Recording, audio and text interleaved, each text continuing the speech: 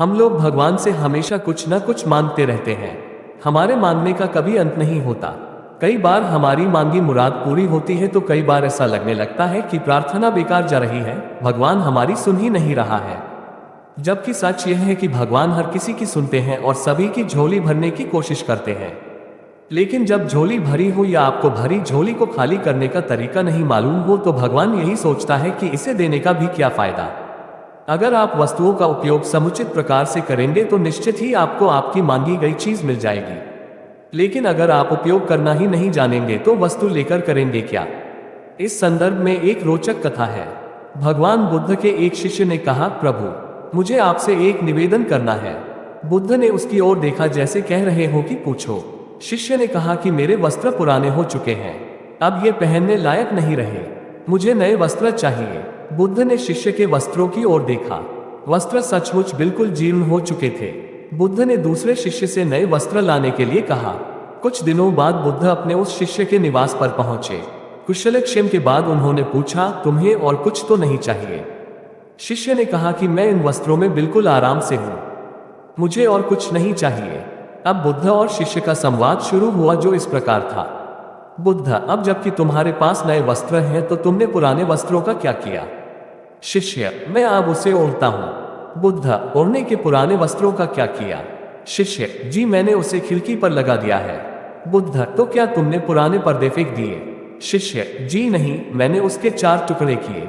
रसोई में उनका इस्तेमाल चूल्हे पर से गर्म पतीलों को उतारने के लिए करता हूं। बुद्ध, तो फिर रसोई के पुराने कपड़ों का क्या किया?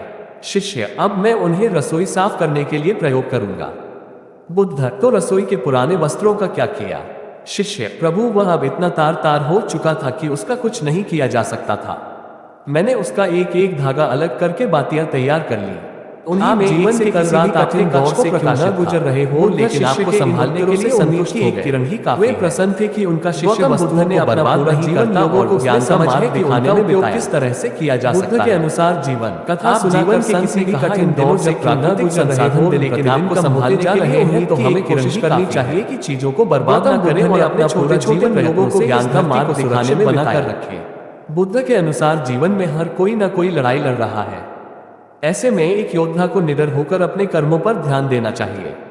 वहीं कभी कभी जीवन में ऐसा मोड़ भी आता है जब योद्धा सारी उम्मीद खोकर लड़ाई से भाग जाना चाहता है। ऐसे में बुद्ध अपने कर्मों को पूरा करने या किसी लड़ाई को जीतने के लिए कुछ बातें याद रखने को कहते हैं। आपकी कल्पना ही आपकी सीमा है।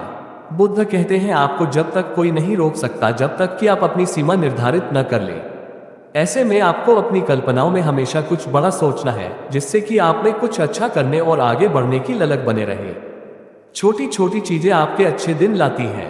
बुद्ध किसी भी क्रिया या कर्म को छोटा नहीं मानते। वे कहते हैं कि जो काम आपको छोटा लग रहा है वो एक दिन आपको दुनिया भर में पहचान दिलाएगा। ऐसे में छोटे छोटे प्रयासों को बिल्कुल बंद न करें।